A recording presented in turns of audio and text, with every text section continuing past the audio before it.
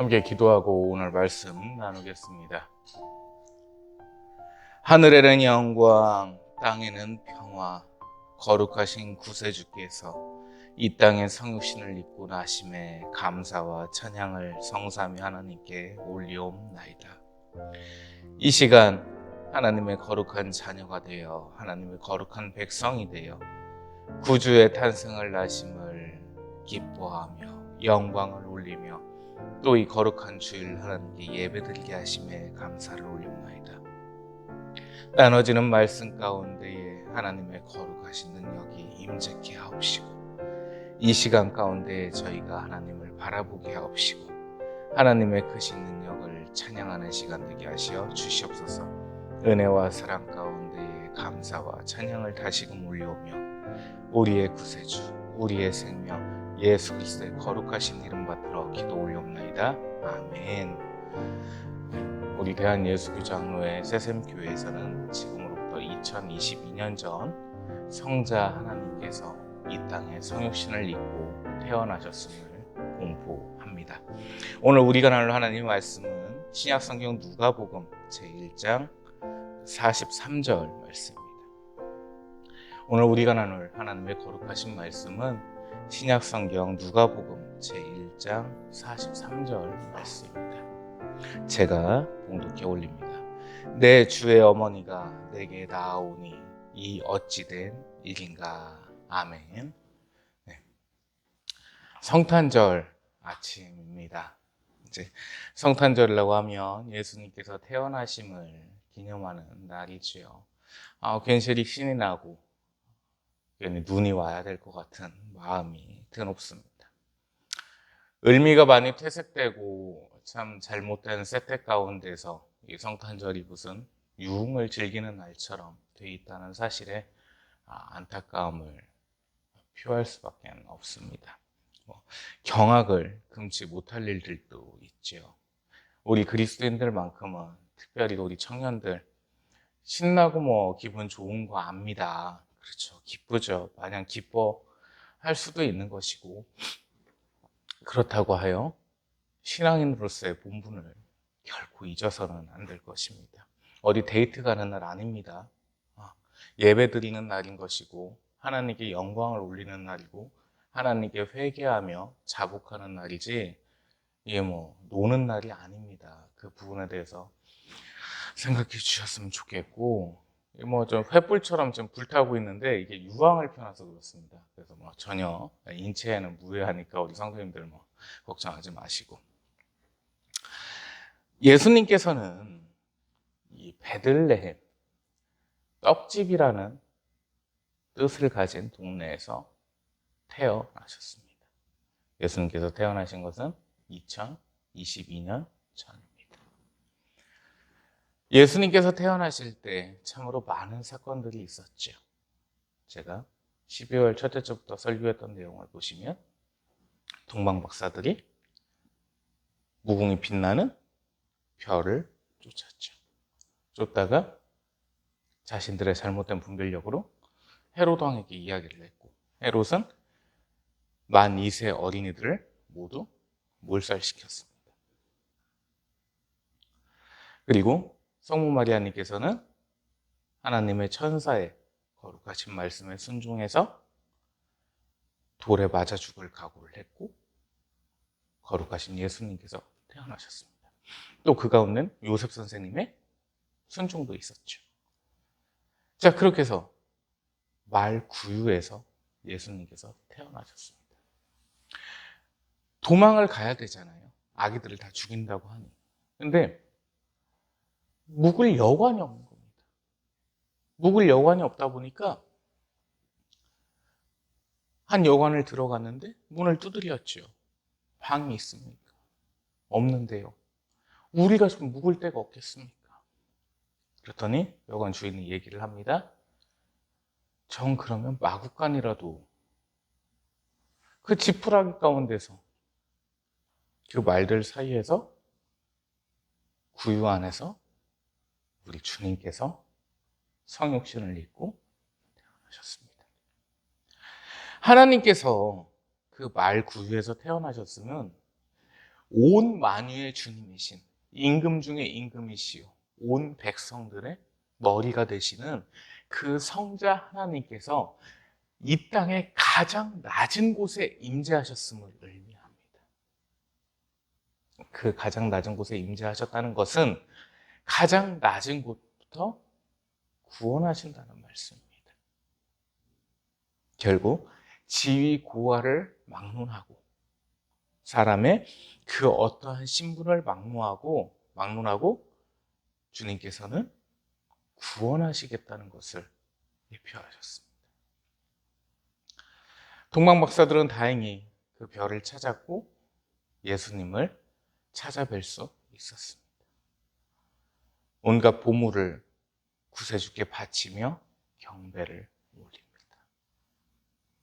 자, 그러면 이 성탄이 과연 어떤 의미를 갖고 있는지 역사적인 배경부터 시작해서 사전적인 의미와 성경적인 의미를 한번 살펴보고자 합니다.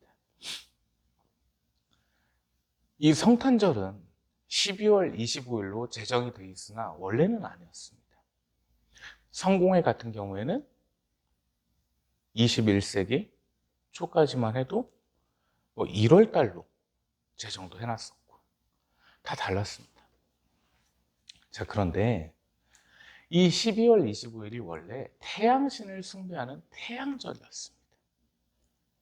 근데 이 태양절날 초신자들이 엉뚱한 데를 갑니다. 태양신을 숭배하는 그 축제 신전에 가서 놀고 먹어요. 어린 아이들도 마찬가지입니다. 이래서는 안 되겠다. 12월 25일을 무슨 기념일로 정해야지 교회를 올 것 같다. 그래서 이 12월 25일을 예수님께서 태어나신 날로서 정한 것입니다. 그게 지금까지 이어져 오고 있는 것이죠.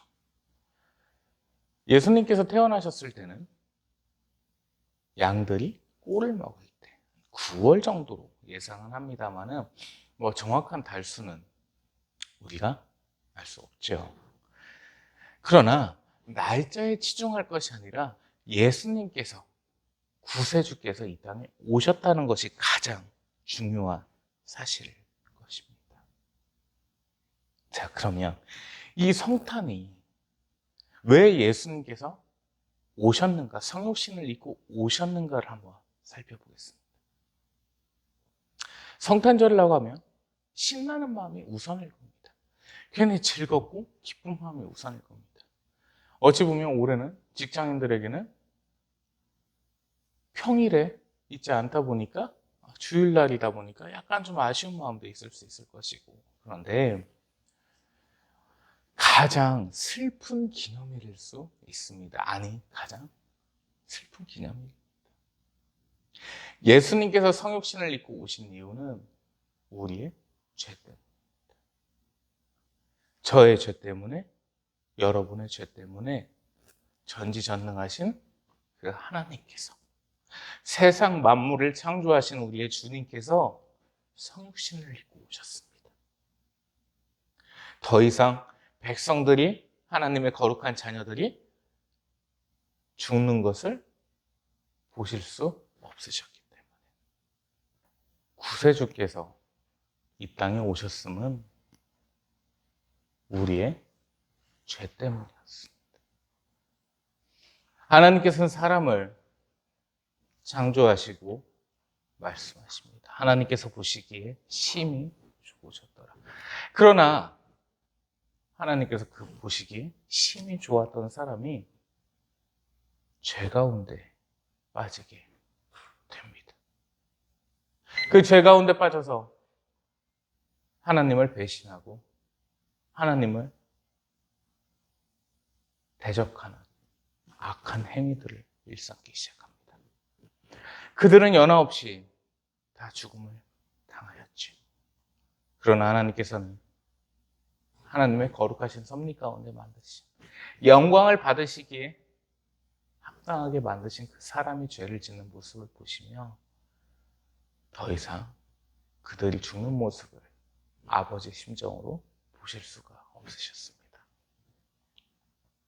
그 참담한 심정으로 예수님을 하나님의 독생자이신 살아계신 하나님, 빛에서 나신 빛이요 사람을 하나님에게서 나신 하나님,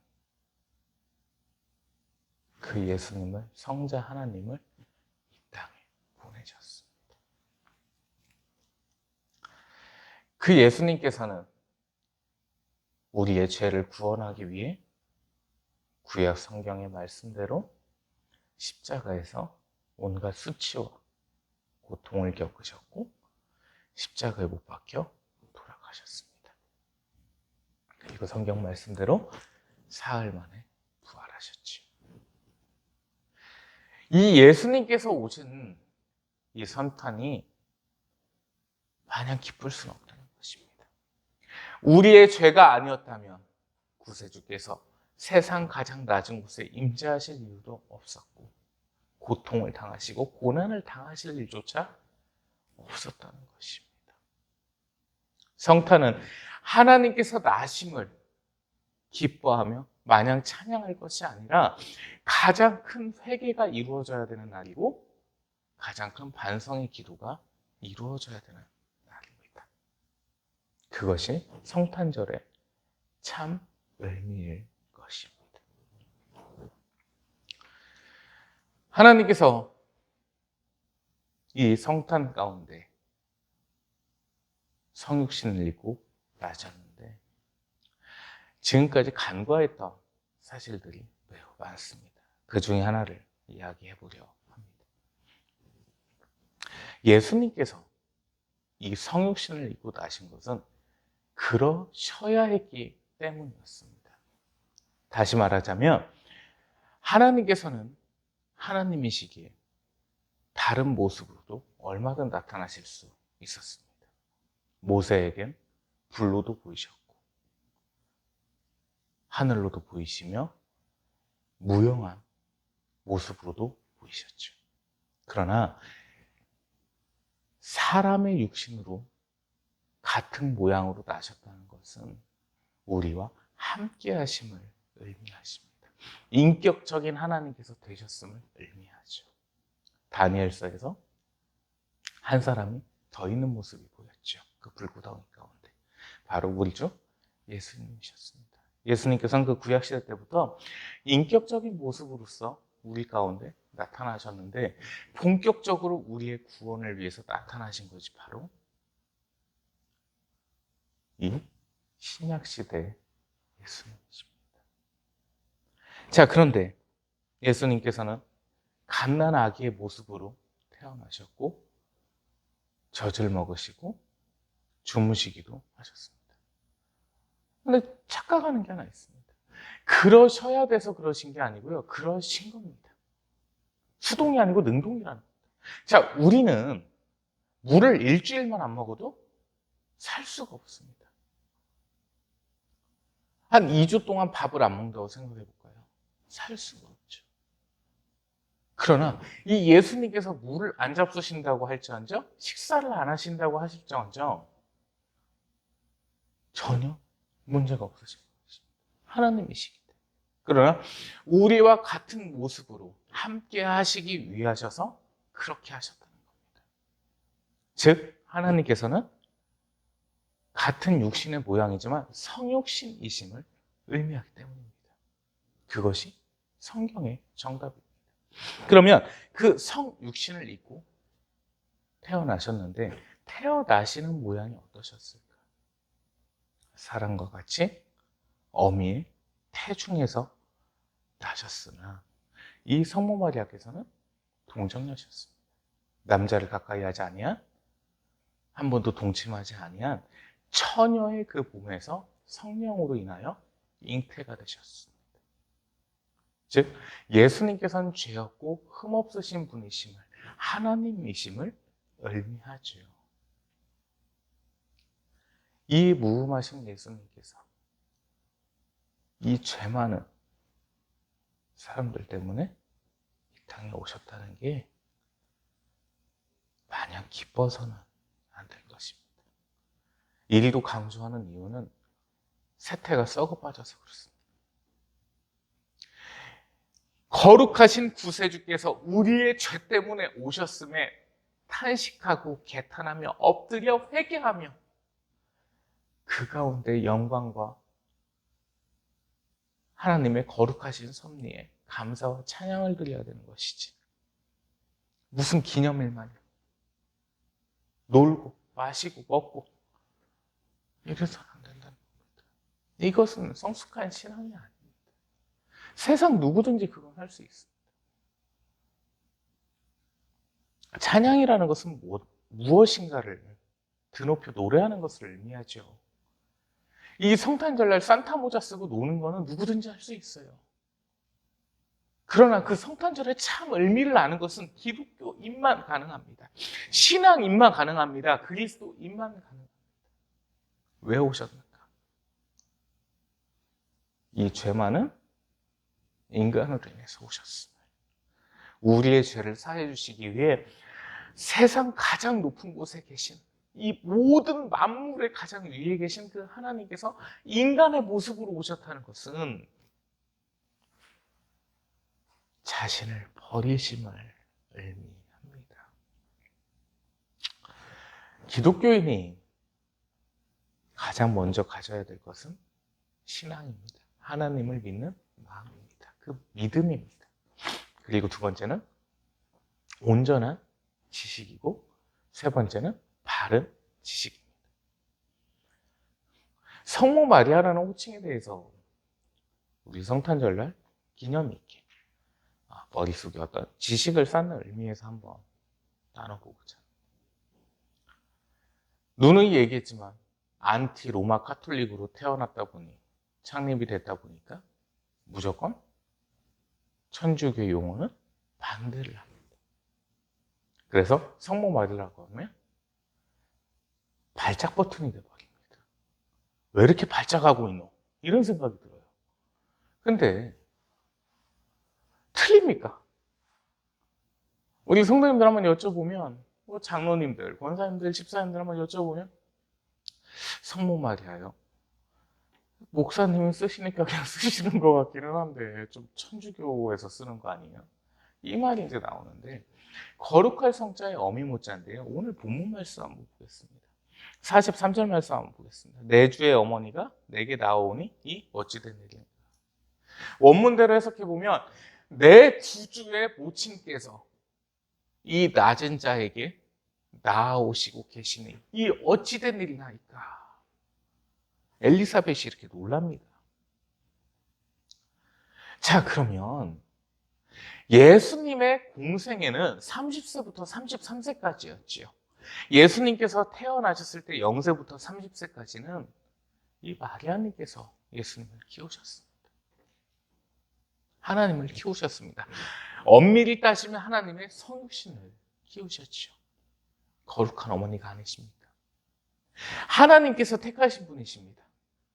하나님의 성육신을 양육하고 기르라고 택하신 분이십니다. 수천여의 몸으로 잉태를 하셨습니다. 자, 그러나 중요한 부분은 성모 마리아께서는 원죄가 있으신 분입니다. 사람이셨기 때문에 자범죄도 있으신 분입니다.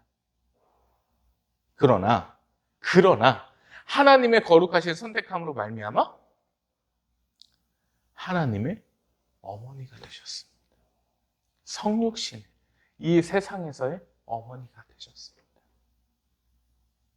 그 마리아님을 예수님께서 십자가에 돌아가실 때 제자들에게 말씀하십니다. 내 어머니를 너희에게 부탁하노라. 이 원문대로 보면 그렇습니다. 내 어머니를 평생 공경해주며 지켜주며 안위해줄 것을 너희에게 부탁한다. 이게 문어체라 그렇죠. 구어체로 보면 우리 어머니 좀 잘 부탁한다. 한평생 고생하셨으니까 너희가 잘 보필해드렸으면 좋겠다. 너희가 잘 예우해드리고 공경해드렸으면 좋겠다. 예수님은 인간적인 분이십니다. 가장 인격적인 분이십니다. 나사로의 죽음 앞에서 눈물을 흘리셨던 분이십니다. 그런데 10달 동안 수태했다가 낳은 자식이 눈앞에서 십자가에 못 박혀 죽고 있습니다. 하나님이심은 압니다. 성육신이심을 압니다. 그러나 그 심정이 어떠하셨을까요? 눈앞에서 팔에 대못이 박히고 다리에 대못이 박혀서 처참히 죽어가는 모습을, 인간의 죄 때문에 죽어가시는데, 수모를 당하시고 수치를 당하시는데 그걸 바라보시는 심정이 어떠셨을까요? 그래서 지금의 망가진 신학사상을 보면 참 이 마리아에게서는 박복하신 분이다, 박복한 여자다, 이런 생각이 듭니다. 여자로서의 겪을 수 있는 최대한의 교통들은 다 겪었습니다. 간음녀가 돼서 돌에 맞아 죽을 뻔도 했고요. 약혼한 남자에게 온갖 욕을 먹고 수모를 당하기도 했고요. 자식이 눈앞에서 죽어가는 모습도 봤습니다. 자, 그러면 우리는 예수님을 믿는 사람들이고 이 예수님으로 인해 구원을 받은 사람들입니다. 세상 어디에 예수님을 위한, 예수님에 의한 구원이 아닌 자기 스스로 구원받은 사람이 어디 있습니까? 예수님의 말씀을 따르는 것, 듣는 것, 지키는 것이 우리의 신앙입니다. 아멘입니까? 그런데 그 예수님께서 어머니를 공경해달라 부탁하셨고 어머니를 안위해달라 부탁하셨습니다. 그 예수님 말씀 안 들으실 겁니까? 왜 성모 마리아라는 그 호칭 갖고 발작 난리를 치는지 모르겠습니다. 오죽하면 교단의 노예에서조차도 이 발작 버튼이 돼버려요. 목사님 무슨 발작 버튼 얘기를 합니까? 뭐라고 표현을 해야 될지 모르겠습니다. 진짜 그냥 발작 같아가지고 뒤집어져요. 180도 버튼이라고 해야 될 것 같기도 하고 누르면 180도 뒤집습니다. 집에 거북이를 키우는데 한 번씩 탈출을 했었습니다. 어릴 때. 그 탈출하면 뒤집어집니다. 이게 사람이 이렇게 해주지 않는 이상 계속 뒤집어져 있어요. 그 뒤집어졌을 때 가만히 있습니까? 아유, 난 누웠구나. 이렇게 가만히 있지는 않잖아요.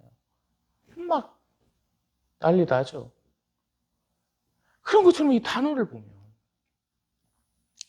그래서 이제 전 교계의 어떤 어른으로서 훈계도 해주고 우짓기도 하고 그랬는데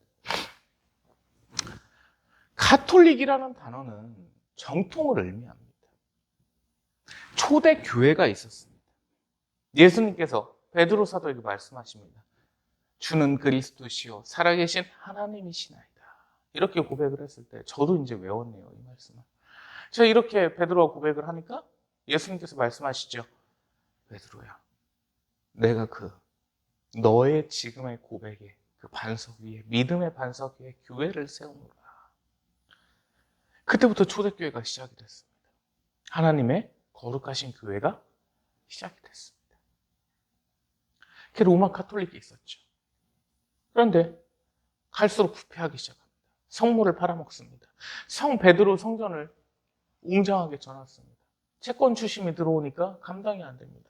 빚을 갚아야 되기 때문에. 면죄부를 팔기 시작합니다. 자, 이거 하나 있으면 천국 갑니다. 비싸게 살수록 죄가 다 해결이 돼요. 마르틴 루터 신부님께서 사제셨죠. 수도사제셨는데 도저히 이건 아닌 것 같습니다.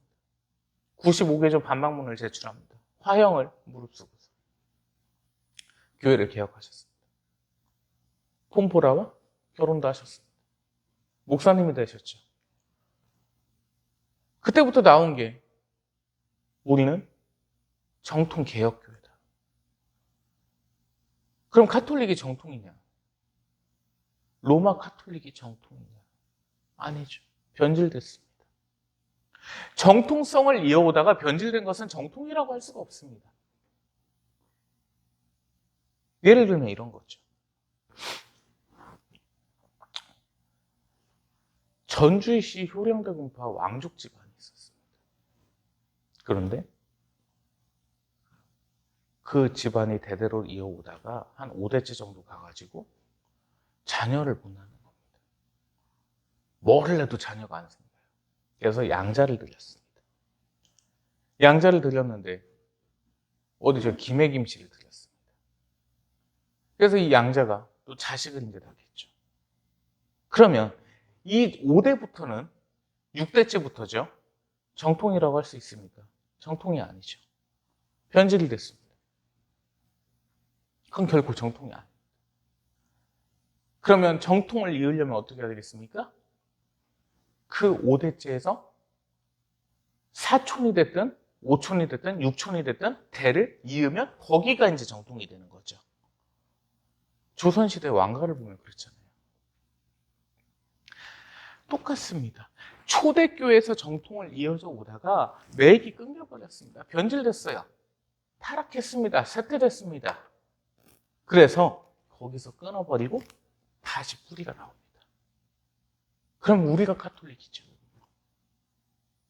이 카톨릭이란 단어를 들어도 또 180도 뒤집어집니다. 거북이가 몇 번씩 뛰어나오는 것 같아. 아니, 우리 카톨릭이에요. 지금도 존경하고 있는 한일장신대학교 유태주 교수님께 감사 인사를 드립니다. 20살 대학교 1학년 시절에 그 말씀을 해주시더라고요. 우리가 카톨릭이다. 그 말씀이 궁금해가지고 연구를 한 2년 동안 했습니다. 왜 그럴까? 나온 결론이 이거예요. 결국 우리는 레볼루션, 카톨릭, 장로, 철치. 정통 장로교입니다. 개혁 정통 장로교입니다. 우리가 카톨릭이죠. 왜 그들이 카톨릭입니까? 그래서 반발심이 나오는 게 이겁니다. 그 사람들이 천주교인들이 카톨릭이라고 하니까 쓰지 맙시다. 아니 신천지에서 총회장 쓴다고 안 쓸 거예요. 어디 저 이상한 데서 시온산 쓴다고 해서 안 쓸 거예요. 하나님의 구원이 계신 곳. 이 세상 끝날에 구원이 계신 곳 시온산입니다. 아니에요. 왜 그들한테 맞춰주고 있는 거죠? 눈치나 살살 보고 있는 거예요. 뭐하노 이게? 정통이면 정통답게 하자는 겁니다. 거룩한 어머니가 맞으시죠. 하나님을 기르시고 양육하셨고 죄 없으신 우리 주님의 성육신을 따으신 분. 그러나 원죄와 자범죄는 있으신 분. 하나님으로부터 택하심을 받으신 분. 성모 마리아나 호칭이 어떻습니까? 성모 마리아님을 숭배를 해서는 안 될 것입니다. 신학적으로 가보면 무염시태설이나 뭐 이런 부분들 때문에 우리 카톨릭과 그 로마 카톨릭이 좀 대립이 됩니다. 로마 카톨릭에서는 성모 마리아님께서 원죄가 없으시다, 자범죄도 없으시다, 무염시태설이거든요. 근데 그건 잘못됐습니다. 그리고 승천설이 있습니다. 승천설이 정확히 뭐냐면 성모 마리아님께서 임종을 하셨잖아요. 이제 명이 다해서 돌아가셨는데 예수님께서 직접 안으셔서 들어 올리셨다는 거예요. 그건 또 잘못됐어요. 성모 마리아님께서는 지금 천국에 계십니다. 우리와 똑같습니다. 이 육신의 생명을 다하는 날 하나님께서는 빛나는 천국으로 인도하셨을 겁니다. 천사들의 천군 나팔 소리와 함께 거룩한 천국으로 가셨습니다. 올바른 지식이 있고 온전한 지식이 있어야 온전히 하나님을 믿을 수 있습니다. 오늘 두 가지는 반드시 기억하셨으면 좋겠습니다. 성탄절은 마냥 기쁜 날이 아닙니다. 죄인들이 하도 죄를 많이 지어가지고 성자 하나님께서 이 땅에 오셨습니다. 하늘 보좌와 하늘 권세를 내팽개치시고 우리가 보라고 이 인간을 사랑하셔서 이 땅에 임재하셨습니다. 가장 낮은 말 구유에 임재하셨습니다. 사람도요, 말구유에서 태어나는 사람 별로 없습니다. 어디 뭐 이상하게 말에서 태어났고 알에서 태어났다고 하는데 그 신화일 뿐이고요. 사람도 말구유에서 안 태어납니다. 근데 하나님께서 말구유에서 태어나셨습니다. 인간의 죄를 사하시기 위해서요. 마냥 노는 날이니까. 마냥 즐거워하고 마냥 박수치고 마냥 술 마시고 떠들고 노는 날이냐는 겁니다. 아니라는 거죠. 갈수록 더 심해집니다. 어제 인터넷 기사 보니까